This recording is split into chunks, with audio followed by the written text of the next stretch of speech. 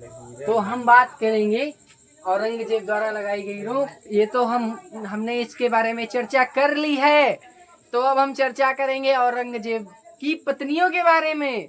तो चलिए हम शुरू करते हैं कि औरंगजेब की पत्नियां कौन कौन सी थी। तो हम इसे इरेज कर दें?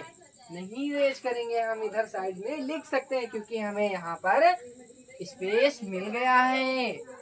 तो हम बात करेंगे औरंगजेब की पत्नियां कितनी थी भाई। तो हम बात करेंगे औरंगजेब की पत्नियां थी 4।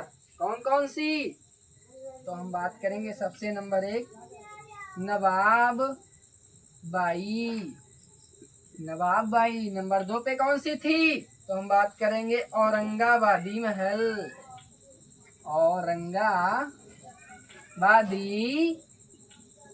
औरंगाबादी महल।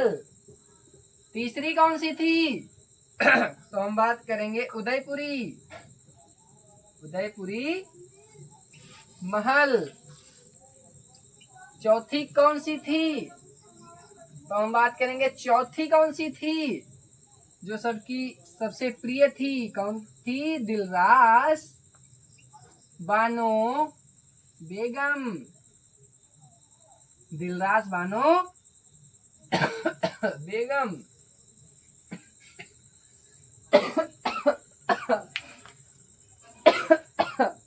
तो कौन सी थी? तो हम बात करेंगे दिलरास बानो बेगम, जिसे ये अत्यधिक प्रेम करता था।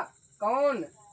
दिलरास बानो बेगम से औरंगजेब, जो अत्यधिक प्रिय थी। किसकी? औरंगजेब की। तो इसके जब दिलरास बानो बेगम, ये थोड़ा ज्यादा इंपॉर्टेंट है। तो हम बात करेंगे इसे और किस नाम से जाना जाता है दिलरास बानो बेगम को? तो हम बात करेंगे रवैया दुर्रीना। रवैया दुर्रीना किस नाम से जाना जाता है? रवीना दुर्रीना। और हम बात करेंगे इसने मकबरा एक बनवाया था जिसका नाम औरंगजेब ने, जिसका क्या नाम है? बीवी का मकबरा। बीवी का मकबरा कहाँ बनवाया? बीवी का मकबरा। मकबरा। बीवी का मकबरा कहाँ बनवाया? इसने बीवी का मकबरा बनवाया दक्षिण भारत में, जो दक्षिण भारत का ताजमहल भी कहा जाता है। जो दक्षिण भारत का ताजमहल भी कहा जाता है। ताजमहल भी कहा जाता है। दक्षिण भारत का ताजमहल भी कहा जाता है। किसे? बीवी का मकबरा, यानी कि दिलरास बानो बेगम के मकबरे को दक्षिण भारत का ताजमहल भी कहा जाता है। तो हम बात करेंगे आगे। तो आप लोग नोट डाउन करते चलिएगा। आप लोग नोट डाउन नहीं कर चल रहे हैं तो इसका स्क्रीनशॉट ले लीजिए। एक चीज इसमें हमने और बात करनी है कि इस बीवी का मकबरा बनाया किस वास्तुकार ने था, उसका नाम भी देख लेते हैं, इंपॉर्टेंट है। तो वास्तुकार कौन सा था? वास्तुकार कौन था? तो हम बात करेंगे आजम शाह। वास्तुकार कौन था?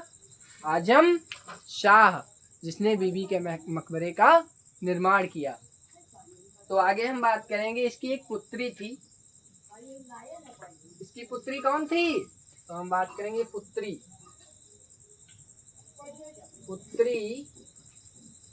मेहरुनिशा।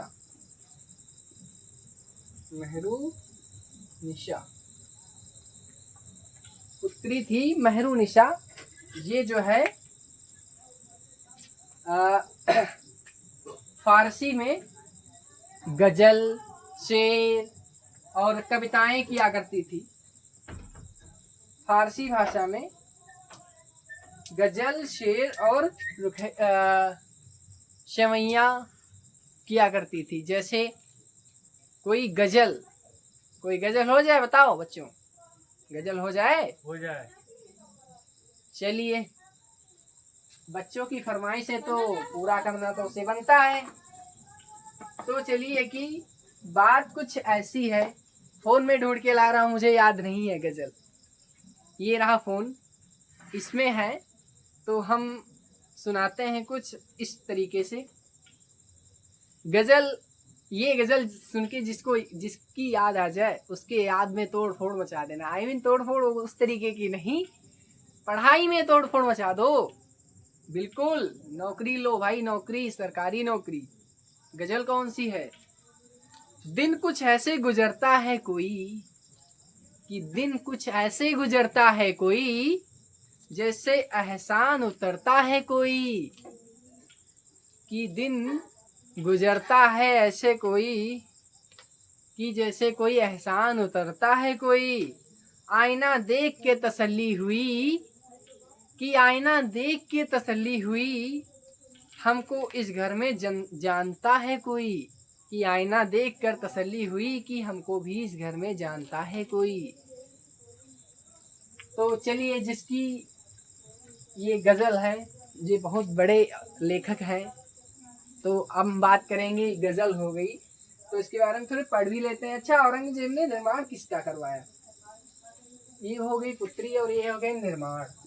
निर्माण किस का निर्माण कराया? हम बात करेंगे बादशाह मस्जिद। बादशाह मस्जिद, शॉर्ट में लिख दूं, मस्जिद कहाँ है? बादशाह मस्जिद कहाँ है? तो हम बात करेंगे लाहौर में। लाहौर। इसने बादशाह मस्जिद का निर्माण कराया, जो कहाँ पड़ती है? तो हम बात करेंगे लाहौर में। और दूसरी मस्जिद कौन सी है? दिल्ली में मोती मस्जिद का निर्माण कराया। मोती मस्जिद। मोती मस्जिद कहाँ है? तो हम बात करेंगे दिल्ली में। तीसरी कौन है? तीसरी हम बात करेंगे ज्ञान व्यापी मस्जिद। मस्जिद ये कहाँ पे है? तो ज्ञान व्यापी मस्जिद मथुरा या काशी में है। हम बात करेंगे मथुरा या काशी। ये मस्जिद मथुरा या काशी में है। तो हमने इसके निर्माण भी पढ़ लिए, तो हमने इसके बारे में जहां तक सारी चीजें जान ली है जो एग्जाम के पैटर्न से महत्वपूर्ण है। लेकिन एक चीज हम बात करें कि इसने गैर मुस्लिम जनता पर कौन सा कर लगाया था? तो था शरीयत कर। इसने गैर मुस्लिम जनता पर यानी हिंदुओं पर इसने शरीयत कर लगाया, जो केवल हिंदुओं से वसूला जाता था, मुसलमानों से नहीं। और इसने जजिया कर को पुनः लागू किया। किसने? औरंगजेब ने जजिया कर को पुनः लागू किया। इसने, तो हम बात करेंगे औरंगजेब ने। कब? तो बात करेंगे 1689 में इसने जजिया कर को पुनः लागू कर दिया। 1689 में, आई मीन 89 नहीं, 79 में। 79 आई मीन 79, 89 गलत हो गया, 79 79, क्योंकि इन दोनों में शब्दों में डिफरेंट रहता है। अच्छे को लिखते कुछ और हैं, बोलते कुछ और हैं, तो वही होता है। इसकी मृत्यु हम बात करेंगे कब हुई? औरंगजेब की मृत्यु, तो हम बात करेंगे यहाँ पे इसका राज्याभिषेक हुआ और यहाँ पे इसकी मृत्यु हो गई 1707 में। यानी यहाँ पे 1618 में जन्मा और 1707 में इसकी मृत्यु हो गई। शासक कब बना? तो हम बात करेंगे 1658 में। तो चलिए, बस हम औरंगजेब को समाप्त कर रहे हैं। तो इसके बाद अगला टॉपिक जो मेरा रहेगा वो आपकी अपनी अगली वीडियो में देखने को मिल जाएगा। तो चलिए, सभी को शुभ रात्रि, सभी को जय श्री राम, सभी को जय महाकाल। मिलते हैं हम अपनी नेक्स्ट वीडियो में। धन्यवाद।